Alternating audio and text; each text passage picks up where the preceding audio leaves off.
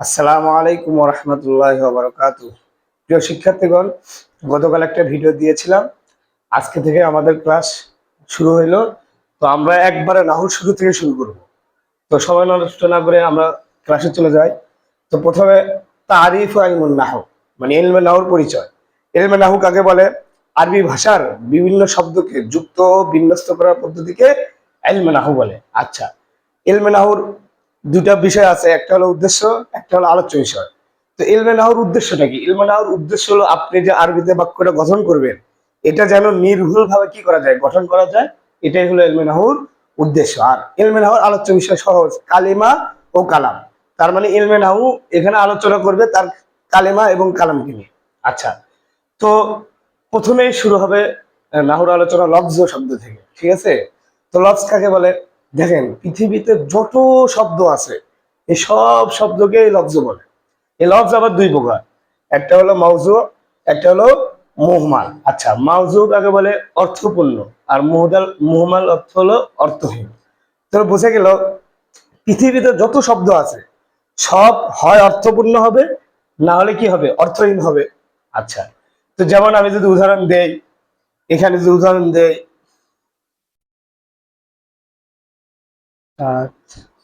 পানি টানি, তাহলে প্রিয় শিক্ষার্থীগণ এখানে খেয়াল করলে দেখবেন এই যে ভাত টান, পানি টানি, তো এই যে টান টানি এগুলো কিন্তু অর্থহীন শব্দ, এগুলো আসলে কোনো অর্থ হয় না। আচ্ছা, আর এই পাশে ভাত পানি এগুলা কি? অর্থপূর্ণ শব্দ। এই যে, তাহলে এগুলাকে বলবে ভাত আর পানিকে মাউজু, আর তার টানি এগুলোকে অর্থহীন। তো প্রিয় শিক্ষার্থীগণ, আমরা যদি দেখতে পাই যে এখানে লফজে মুহমালে আলোচনা শেষ, কেন? অর্থহীন বিষয় নিয়ে আমাদের কোনো আলোচনা নেই। তো দেখা যাবে যে এই লফজে মাউজুকে লফজে মুস্তামালও বলে। এটা খুব ভালো করে খেয়াল রাখবেন। অনেক সময় মিস্টেক হয়ে যায়, মানুষ আপনাকে লফজে মাউজুর জায়গায় লফজে মুস্তামাল জিজ্ঞেস করলে যেন হকচকিয়ে না দেন যে লফজে মুস্তামাল কাকে বলে। তো এই লফজে মাউজুয়ের আরেকটা নাম হলো লফজে মুস্তামাল। হ্যাঁ, তো লফজে মুস্তামাল আবার দুই প্রকার, মুফরাদ, মুরাক্কাব। এই মুফরাদকে আবার কালিমাও বলে। তো এখন ঘটনা হলো, অনেকেই লফজ মানেও শব্দ, মুফরাদ মানেও শব্দ, বা কালেমা মানে শব্দ। তো এটার ভিতরে এই দুটোর ভিতরে পার্থক্য কি? তো প্রিয় উপস্থিতি, পার্থক্য আগেই আহ, আলাদা হয়ে গেছে। কেমনে? এই লফজের ভিতরে অর্থহীন অর্থপূর্ণ সব শব্দই থাকে, মানে যে কোনো শব্দকে লফজ বলে। তো এটা আগে আলাদা কেন হয়ে গেছে?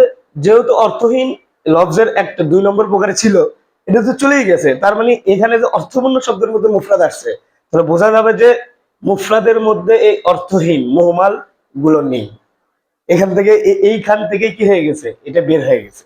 আচ্ছা, তো সহজ ভাষায় আপনারা মনে রাখবেন, এভাবে মনে রাখতে পারেন যে লফজের মধ্যে অর্থহীন অর্থপূর্ণ দুটাই থাকে, আর মুফরাদের মধ্যে শুধু অর্থপূর্ণ শব্দগুলোই থাকে, মাউজুয়ের শব্দগুলো থাকে। তো এই আহ, আপনারা বোর্ডের দিকে খেয়াল করলে এই বিষয়টা খুব সহজভাবে এখানে বুঝতে পারবেন। তো মুফরাদ, মুরাক্কাব। মুস্তামাল আবার দুই প্রকার, মুফরাদ, মুরাক্কাব। এই মুফরাদের আরেকটা প্রসিদ্ধ নাম, মানে আমরা সাধারণত যে নামটা বেশি ব্যবহার করি, মুফরাদের থেকে কালিমা শব্দটাকে আমরা বেশি ব্যবহার করি। তো কালিমা আবার তিন প্রকার, ইসিম ফেল হরফ। এটা আজকে আমাদের আলোচনার বিষয় না, আমরা এটা নিয়ে আগামী দিন আলোচনা করবো। তো মুফরাদ আর মুরাক্কাব সম্পর্কে সামান্য আলোচনা করি। আমি যদিও গতকালের ভিডিওতে দেখাইছিলাম মুফরাদ কাকে বলে, মুরাক্কাব কাকে বলে, সংক্ষেপে দেখাইছিলাম। আজকে একটু সংক্ষেপে দেখাবো যে মুফরাদের সংজ্ঞা হইল একক লফজ এককত্ব প্রকাশ করলে তাই কি বলে? মুফরাদ বলে। তো আমি গতকাল ভিডিওতে দেখাচ্ছিলাম, যেমন রাশিদুন, তারপরে হলো মোহাম্মদুল্লাহ, তারপরে হলো আবদুল্লাহ, তারপরে কলামুন। দেখেন প্রিয় শিক্ষার্থীগণ, এই যে রাশেদ একজন ব্যক্তির নাম বোঝাচ্ছে, তো বোঝা যাচ্ছে এটা মুফরাদ। কলামুন একজন ব্যক্তির নাম বোঝাচ্ছে, বোঝা যাচ্ছে এটা মুফরাদ। এইখানে যে পার্থক্যটা, এই পার্থক্যটা আমি গতকাল ভিডিওতে দেখাইছিলাম, আজকে সংক্ষেপে বলে যাব। যদি মোহাম্মদুল্লাহ কোনো ব্যক্তির নাম হয়, একটা শব্দ একটা অর্থ বোঝাচ্ছে, তাহলে সেটা মুফরাদ হবে।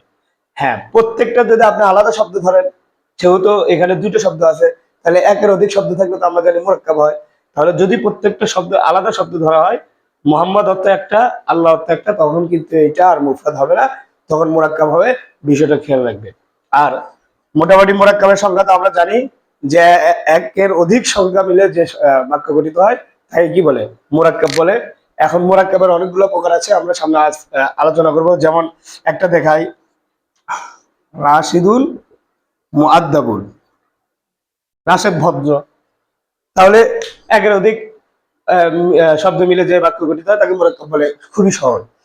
তো আপনারা যদি এইগুলো বুঝে থাকেন তাহলে কিছু উদাহরণ দিয়ে যায়, কোনটা মুরাক্কাব কোনটা মুফরাদ, আপনারা অবশ্যই কমেন্ট করে যাবেন। আর কালেমা যে তিন প্রকার, ইসিম ফেল হরফ, এটা নিয়ে আমরা আগামী ক্লাসে ইনশাআল্লাহ আলোচনা করব। আপনারা উপকার পেলে অবশ্যই ভিডিওটা শেয়ার করে যাবেন, লাইক কমেন্ট করে যাবেন। আর আমি কিছু অনুশীলনের শব্দ দিয়ে যাচ্ছি, অবশ্যই আপনারা কোনটা মুফরাদ কোনটা মুরাক্কাব অবশ্যই কমেন্টে বলে যাবেন। আর আমি প্রথম ভিডিওতে বলেছিলাম, আজকেও বলতেছি, যে নিয়ম শুধু আপনার মুখস্থ রাখলেই হবে না, সেগুলো আপনাকে অনুশীলন করে করে বাক্যে ব্যবহার করে করে জানতে হবে। তাহলে নাহু সরফটা আপনার কাছে পরিপূর্ণ হল হয়ে যাবে ইনশাআল্লাহ। তো প্রিয় শিক্ষার্থীগণ, আমি কিছু উদাহরণ লিখে দিই, অবশ্যই আপনারা কমেন্ট করে যাবেন কোনটা মুফরাদ কোনটা মুরাক্কাব।